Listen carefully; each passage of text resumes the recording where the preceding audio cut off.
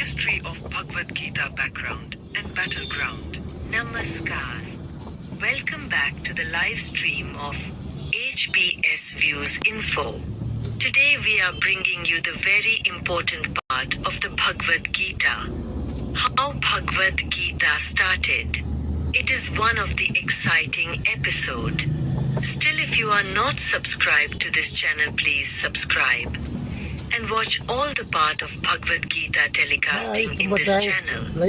Over centuries, the Bhagavad Gita has been considered an important spiritual guidebook and has influenced many thought leaders in human history. The Gita is a conversational poem and is part of the great Indian epic the Mahabharata, which is a story about the families of two brothers who inherit a kingdom from their father. These cousins are known as the Pandavas and the Kauravas.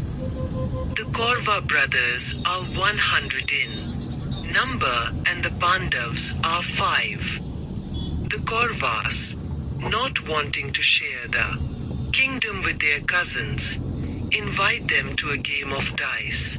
They use dubious means to defeat the Pandavas and annex their kingdom after winning the wager.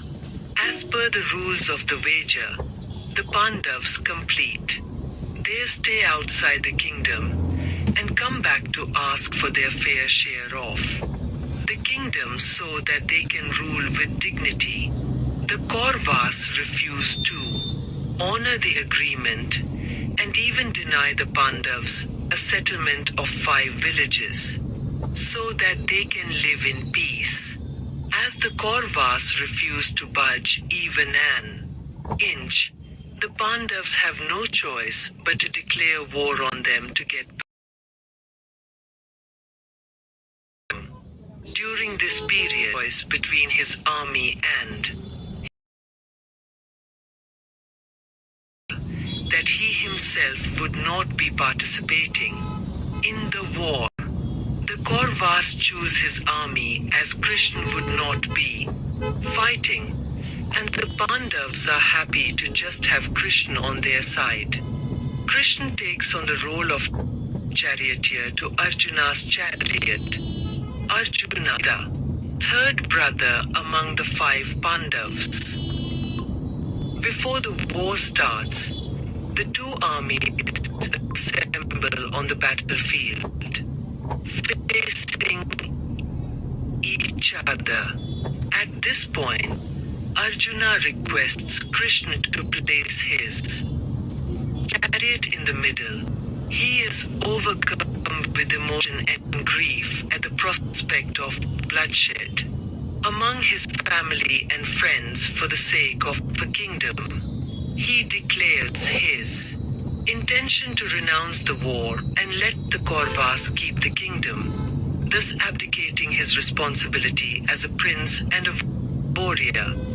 It is at this stage that Krishna teaches him the Gita, which is structured as a series of questions from Arjuna and answers from Krishna. Krishna extols the virtue of performing one's duties regardless of the outcome, and not avoiding prescribed duties, which may be difficult and unpleasant.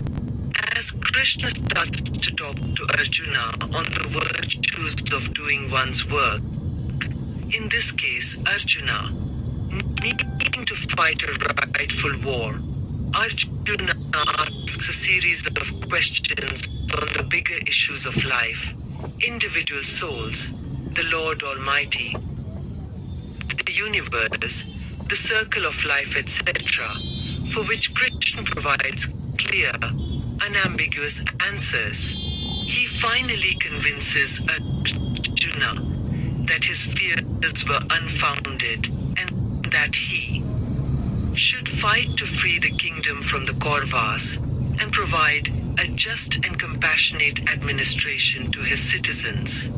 At first, a battleground is hardly the place for someone to be preaching philosophy. However, many of the questions that we have in life are about the choices we have to make, especially in challenging times. It is interesting to note that Sanskrit verses lend themselves to multiple meanings, and in one interpretation, the battleground in the Gita is compared to the human body and mind, and the battle between the Pandavas and the Kauravas is compared to the constant strife between good and evil thoughts that we encounter daily.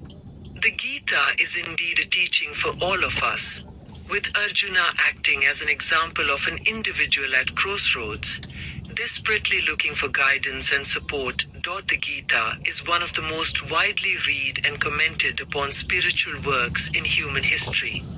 There are several excellent books on it in various languages. Given that the original work is in Sanskrit, most of the